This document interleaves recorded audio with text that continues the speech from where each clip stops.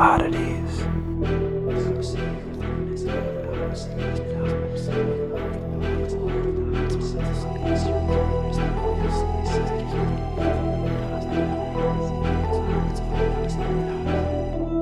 Stay strange.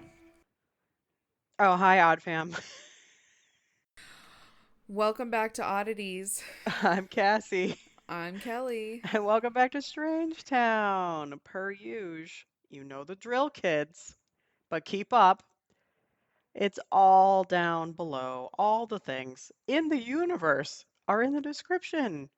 Everything. Our Patreon, our merch store, our email. Send in your thoughts and stories and things, please. Social media. All of the artists that we've worked with. It's all inside. Everything you JC could Penney. dream of. Also, send us your listeners, please. Yes, We please. just did a massive two-parter. I think it went flawlessly. Thank you to those who submitted. They were great. But we want to keep doing it. Yes. So we can't do that without you, obviously. Yes. Obviously. Obviously. So, How's my borsty? your borsty's fine. When we are recording this, I do be 35 weeks along. According to my app, my baby's the size of a bunch of Swiss chard. That is such a weird thing to think about. I could look up what the 1990s and 1980s comparison is because I find that a little more entertaining. Oh, I'm as big as a moderately successful game of Jenga. Okay. How we gauge moderate success, I couldn't tell you, but You know we are. what? That calls for a game night tonight. Bring out the Jenga, and There it is. let's figure this shit out. Yeah, Because I feel like you could be, well, no, you'd be a successful game of Jenga. So you have to bring it down a little bit there, bestie. Thank you for the support.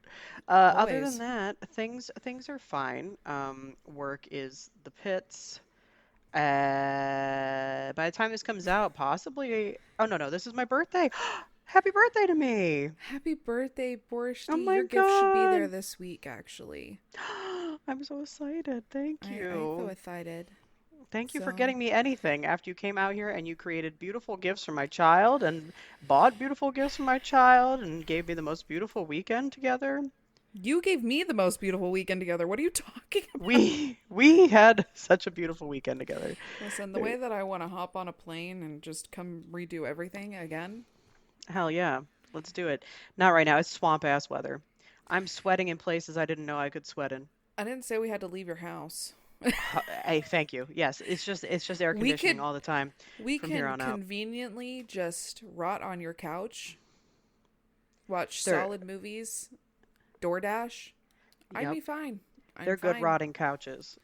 God, your couches are comfortable. Your floor is so comfortable. Thank I you. know how that sounds, Odd Family, but she has the plushiest carpet.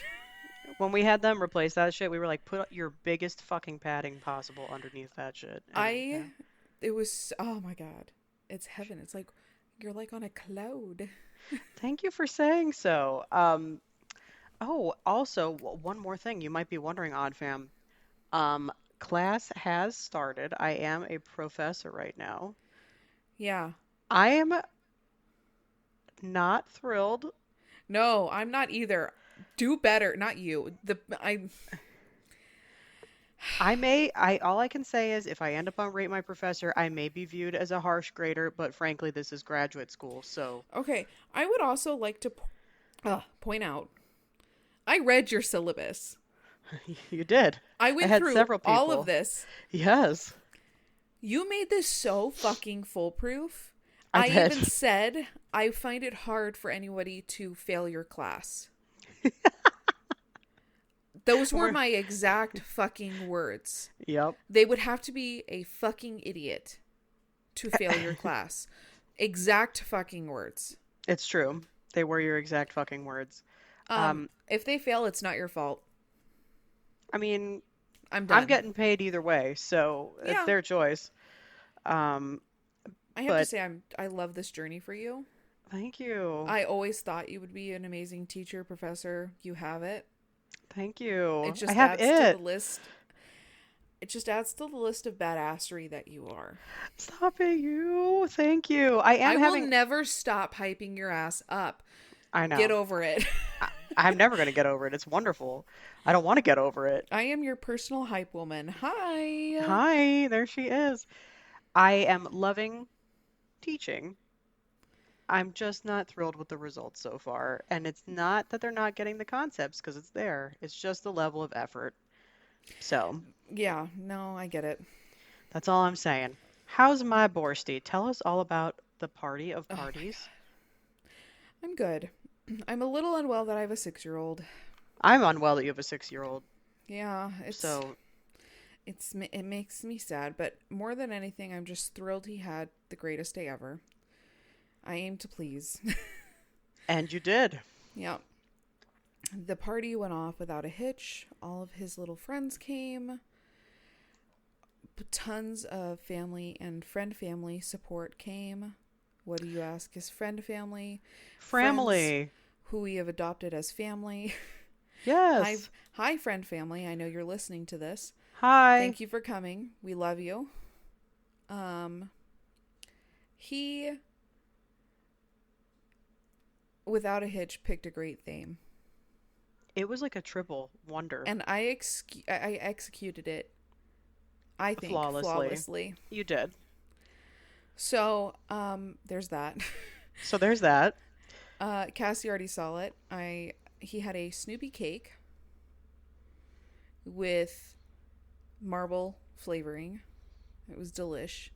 But then he specifically wanted Mario favors, and then inside Wonka candy.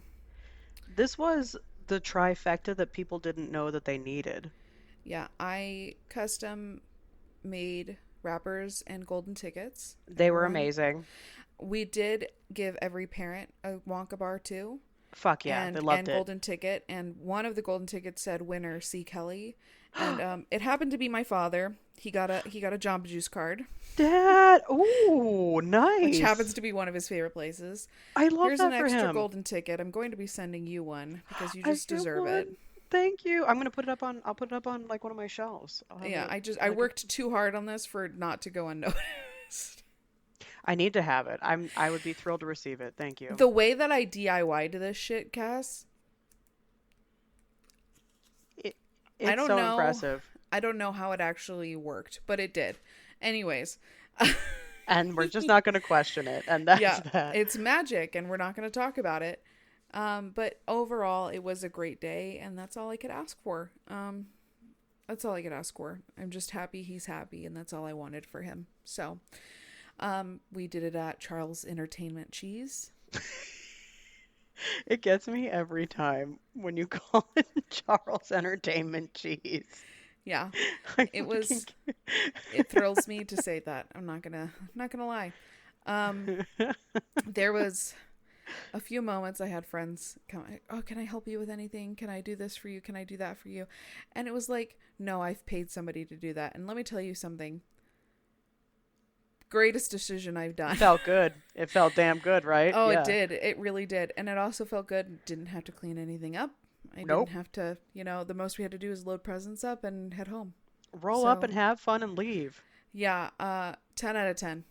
Love that. 10 Way out to of go, 10. Charles Entertainment. Yeah. Charles Entertainment Cheese, you know what you're doing. So, I mean, you guys might all have some sort of child form of hepatitis now because it's Charles Entertainment Cheese, but worth it. it was very clean. Was it really? It Good was for very Charles. clean, and it was very well put together.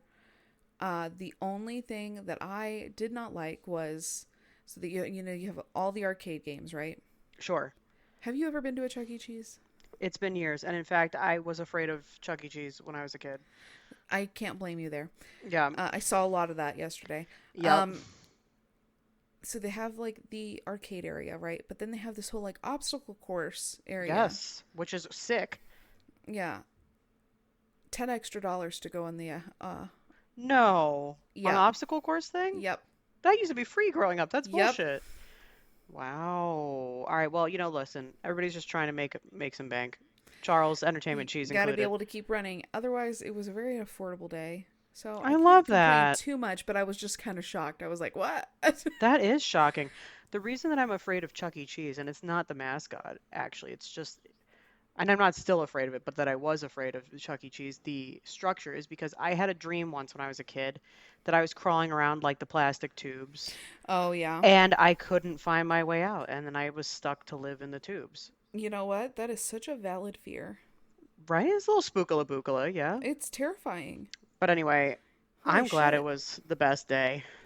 Yeah, really, really I'm enjoyed the thrilled. day. You So nailed it. You should feel very proud. I woke up. I woke up at 7 this morning, and I was kind of shocked that I woke up at 7. Yeah. And then I was like, I feel refreshed, and I think it was because we just had a really good day yesterday That's so, overall. oh, that's gonna make me emotion. I love that for you. It was like, okay, everything is well. So, All is well. You nailed it. yep, Fantastic. Well, I love that for you. And it's summer vacation, which we touched on, I think, last time. yep. Thank God. So we're done with the teachers from hell. Well, Thank teacher God. singular from hell. Yes, And yeah. So I'm up first, you as are we've up discussed. first, and I'm really, really excited. Hod fam, Borsty. You may be wondering what I'm discussing today, and it is the first female U.S. president. You heard me correctly. We've had one. She just wasn't voted in. Yep. You ready to rumble with this? I Yes, feel this is a timely thing to be it covering. is. It's very interesting that this is being brought up, but I mean, it's not our fault. We had it on the docket for a while, so. Oh Yeah, well. I'm sorry that our political leader made the choices that were made, and now it's just like super relevant. So here we be. Edith Bolling Oh, was what a born, name. I know, right? Born October 15th, 1872, in Wytheville, Virginia, to a circuit court judge and his wife, Sarah. William was his name. Edith was born in their home, which is now a museum located in Wytheville's historic district, Oh, love which is that. pretty neat. Yeah. So Edith, the whole family really rather, they were all descendants of the first settlers to arrive at the Virginia colony. Through her father, she was also a descendant of Mataoka, better known as Pocahontas. Oh, so I'm. She's What? a she's a bad bitch, no muzzle. I know. So her father was descended from Pocahontas's granddaughter, Jane Rolfe, who married Robert Bolling, a wealthy slave-owning planter and merchant. It was Virginia, you know. Additionally, she was related either by blood or through marriage to Thomas Jefferson, Martha Washington, Letitia Tyler, and the Harrison family. Edith, as it turns out, had very little formal education growing up. Okay. Her sisters were enrolled in local schools, but Edith was taught instead how to read and write at home through her family. Her paternal grandmother, Anne What Wigington Bowling, name? I know, played a very large role in her education. So her grandma was crippled by a spinal cord injury, and she was essentially confined to bed. And Edith had the responsibility to wash her clothing, turn her in bed at night, look after her 26 canaries. But in turn, Holy shit. I know, Granny Bowling oversaw Edith's education. She taught her reading, writing, basic math skills, and speaking a hybrid language of French and English, and making dresses. So she was like, I'm going to hook you up, Edith. You don't need to go deal with the bullshit at school. We're going to take care of this while you look after my 10 million canaries. So, why does anybody need Direct 26 quote. canaries? Direct quote, yeah. Um, she also instilled in Edith a tendency to make quick judgments and hold strong opinions, personality traits that Edith would go on to exhibit essentially her entire life. Um, so her father, William, would read classic English literature aloud to his family every night. He hired a tutor to teach Edith beyond what Grandma Bowling would teach her, and sometimes would take Edith along on his travels. And they would attend church regularly, and she became a lifelong practicing Episcopalian. So we're gonna flash forward a little bit here. Fast forward, flash forward, fast forward. Anyway, Edith is 15 now. Okay. Okay, and her father enrolls her at Martha Washington College, which is a precursor of Emory and Henry College. It was a finishing school for girls in Abingdon, Virginia. So William chose it for its excellent music program. She proved to be unfortunately, an undisciplined and relatively ill-prepared student there, and she was pretty miserable. She said Yeah. the food sucked, the rooms were cold, and the daily curriculum was excessively rigorous, intimidating, and too strictly regimented. So she pieced out after one semester. And then 2 years later, her dad enrolls her again in Powell's School for Girls in Richmond, Virginia. Years later, Edith notes that her time at Powell's was actually the happiest time of her life, so it got much better the second time around. We love to see it. Okay. So, unfortunately for Edith, the school closed at the end of the year after their headmaster suffered an accident that cost him his leg. And concerned about the cost of Edith's education, her father refused to pay for any additional schooling, choosing instead to focus on educating her three brothers. So we hate her father. Absolutely. Anyway, while visiting her married sister in Washington, D.C. one time, Edith meets this guy, Norman Galt. He was a prominent jeweler.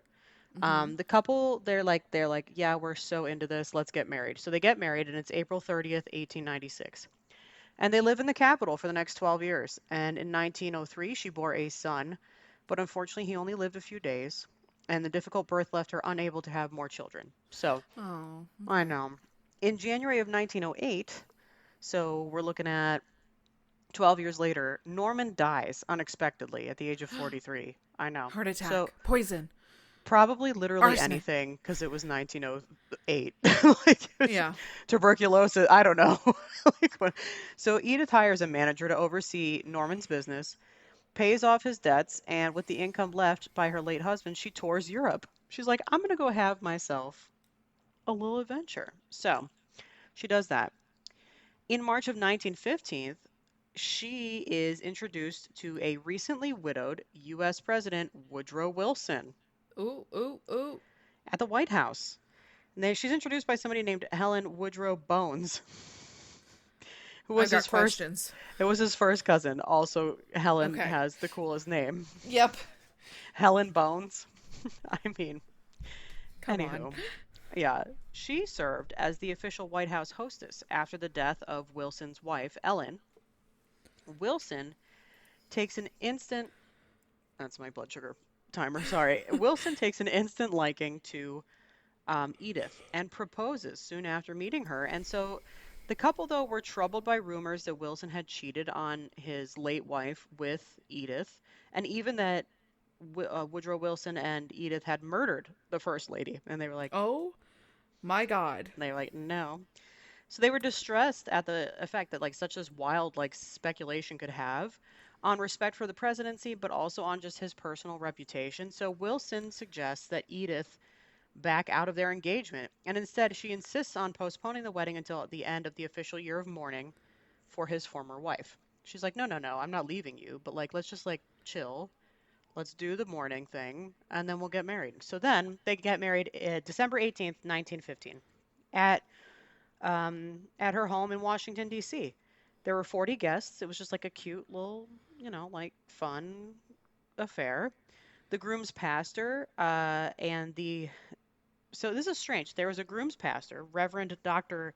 James H. Taylor of Central Presbyterian Church, and then there was a bride's pastor, Reverend Dr. Herbert Scott Smith of the Huh. Episcopal Church, officiated jointly at the ceremony. So they had Oh, okay. it was like Hannah Montana, best of both worlds.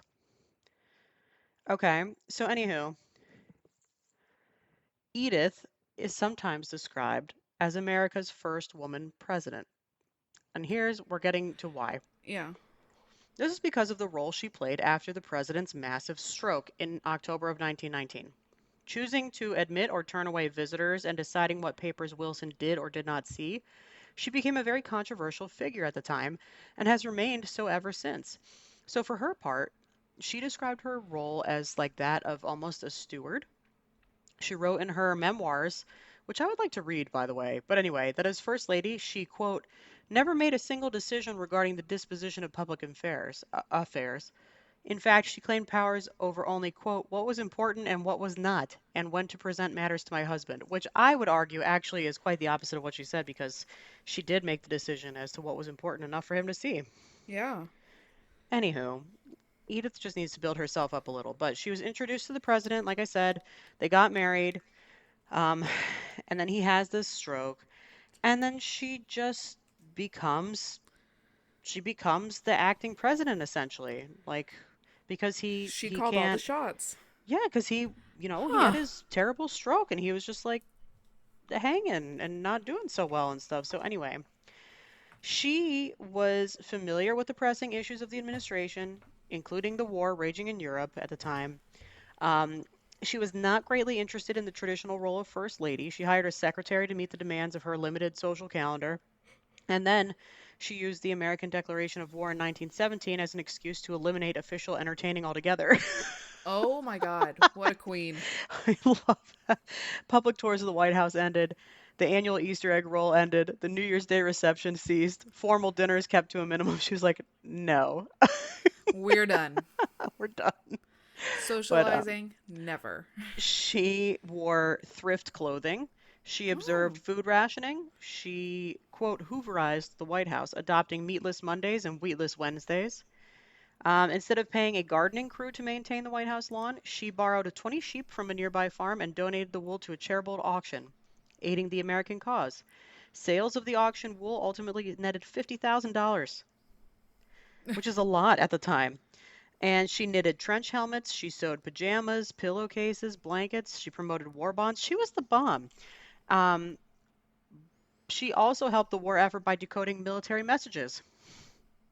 Wow. I know, She's right? a badass. I know. So at the war's end, she goes to Europe with the president. She urges the president to include more Republicans on the commission. Wilson demurs. In Europe, some of the president's popularity also rubbed off on the first lady. She enjoyed her status and spent her time in France touring hospitals, visiting American troops. 1919, Woodrow Wilson presents the plan for the League of Nations to the peace conference. She persuades the presiding officer, French Prime Minister Georges Clemenceau, to let her attend the session. When Wilson decided in late summer of 1919 to travel across the country speaking in support of the League of Nations, she worried that his health was too frail, um, and that is the point at which he had his stroke. So, although he was paralyzed and unable to carry out the duties of his office, she insisted that he must not resign because she believed that losing office would essentially kill him. She's like, this is going to be the final nail in the coffin. And so this was the single most important decision she made during his illness, and from it followed all determination that almost no one be admitted to the sick room. Her screening of the papers and issues would be brought to his attention. Her assumption of the role of secretary, reporting the president's decisions to government officials. Until January of 1920, Wilson had almost no contact with anyone outside his circle of family and doctors. He did not meet with his cabinet until April 1920, and she never intended to like usurp her husband's power or any of this bullshit or to become known as the first woman president. But she told Wilson's doctor, quote, I'm not thinking of the country now, I am thinking of my husband. And in seeking to protect the man she loved, she did, in fact, assume a very major political role in excluding visitors and deciding which issues would be presented to him. She made political decisions without even meaning to do so. And at the bottom, however, um, she just loved her husband. That's the bottom line of it. And it was, you know, until the adoption of the 25th Amendment to the Constitution of 1967, which makes no provision for the disability of the president. So this would not be possible today. She's a badass. She's a gem. I My love favorite part, her. my favorite part is when she was like, "Yeah, I'll be the first lady, but also no parties." Yeah, no, I have to agree. 100% that's my favorite part. She's Yeah, I have like, no problem "No." doing this, but I don't want to socialize. Fuck off. She's like, "Maybe not." So anyway, that's Edith She's Bolling iconic. Wilson. Yes, a queen God and bless. related to my Borsty. I need to call my aunt who's in the genealogy department. I'm gonna type her name to you Thank you. so you have it. Well, I mean, I'm Yes. going to have it because I have to. True, but I got it here anyway for you. Thank you. Yes. Holy crapoli. And there she is, the first female president. Don't say we never did anything for you people. Yes, because I would. Wow. Insanity. Insanity. How do I even. What a How rich life she ended up living too. Yeah, too. Wow. How do I even segue into the pig war now? First of all, I love it because I call Corey Pig, so I'm I know. all I said I excited to was. hear about Did his you hear what I war. said? I was like, I'm going to talk about your husband's war today. I know. I know. I love it. I love Ah, it. I want to hear about the pig war. I'm ready. I'm My going to body be is ready. completely frank with you. It is not as cool as the Emu War. It's Hard to quite be. boring compared. Okay. The Pig War was a confrontation in 1859 between the United States and the United Kingdom over British-U.S. border in the San Juan Islands between Vancouver Island, which is now present-day Canada, Canada. and the Washington Territory, which is now present-day Washington State.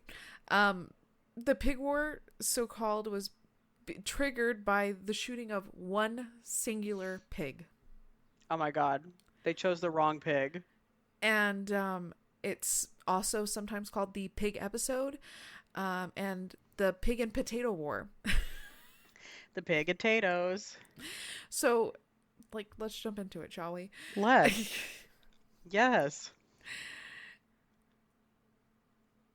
The pig incident. The pigsident, if you will. Oh my god. I love you. I love On you back. June 15th, 1859, exactly 13 years after the adoption of the Oregon Treaty, it led to a direct conflict. Lynn Coulter, an American farmer from Kentucky who had moved to the San Juan Islands, claiming rights to live there under the Donation Land Claim Act, passed 9 years earlier by U.S. Congress in 1850, found a pig rooting in his garden Uh-oh. and eating his, wait for it, potatoes. This was not the first occurrence. And as a result, he tried to scare it off, but ultimately shot the pig. You know, this is kind of weird timing because Corey spontaneously found potatoes that grew in our compost heap like two This is days ago. hysterical now. This is just weird timing. I love this for me. Okay. It turned out that pig was owned by an Irishman, Charles Griffin, who was employed by the Hudson Bay Company to run their sheep on a ranch on the island. He also owned several other pigs and allowed them to roam freely. They were free-roaming pigs. Free-range pigs. The two had lived in peace until this incident. Coulter offered him $10, which is the equivalent of $350 today, by the way. Nice. And to compensate for the pig, Griffin was unsatisfied, and demanded $100, which is $3,500 today. Following this reply, Coulter believed that he should not have to pay for the pig because the pig had been trespassing on his land, and likely, he was protecting his land. So therefore, no. Yeah, it's a no. Yep. He said it was eating my potatoes, and I had a right to take care of my land. Keep your potatoes off my keep your pig off my potatoes. And Griffin replied, "Keep your potatoes off my pig." I feel like these are the only insults that and like threats that I will use moving forward. Right? Keep your pig out of my potatoes. When British authorities threatened to arrest Coulter, nearby American settlers called for the military protection in the Washington Territory from the United States Army, and that's when things escalated. Uh-oh, here we go. U.S. Brigadier General William S. Harney, the commanding the military department of Oregon, initially dispatched when Captain George Pickett of the 66 soldiers in the 9th Infantry Regiment under Pickett's command to the San Juan Islands with orders to prevent British from landing. Okay. You just Yeah. go ahead and do that. Because of a pig. Yes, right. So, now military is involved. Over the pig. Over the pig, because it was a Kentucky man and an Irish man fighting.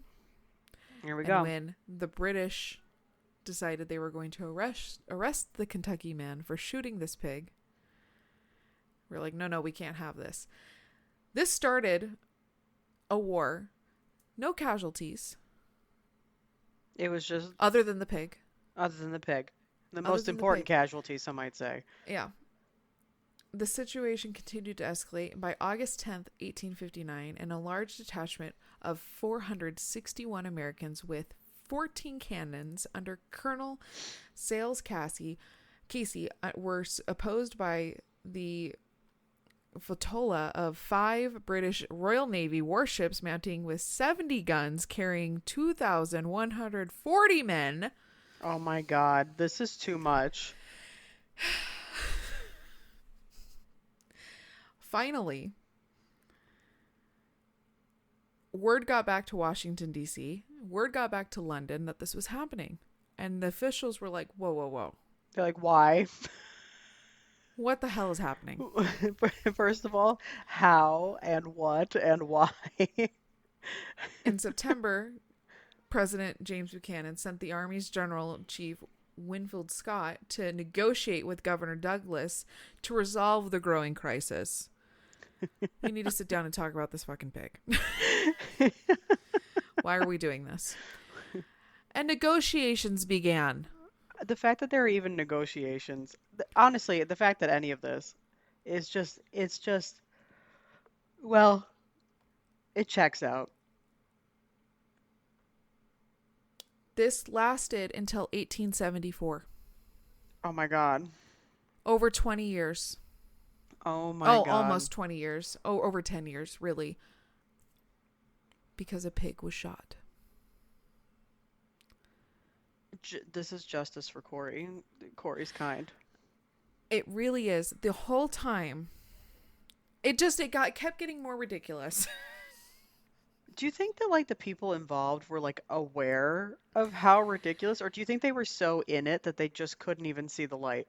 Ultimately, it started to become a territory issue, Yes. which is just funny. There's a whole Yes. museum dedicated to this. Oh my God. There is a day dedicated to this where they raise a flag for it. Where is the museum?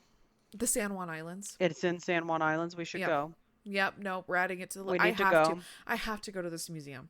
We must go. Because if they don't have pig merch, so help me God, I will sue Yeah, because all I'm going for is pig merch. for pig. For pig. Yeah. I specifically had Googled the strangest U.S. history wars. And You I'm were not like, disappointed, but I'm also disappointed that this is even in our history. but we're not surprised. But we're so not surprised. Oh. Could you imagine the resources that were wasted during this? It's too many. But this is just a proof that we've always had a resource Yeah. use issue. It was the thing that killed me the most was they sent a detachment of 461 Americans, overkill, and then London was like, or the British Royal Navy was like, hold my beer. And they're like, give me a cup of tea. Let's discuss this. 2,140 men later.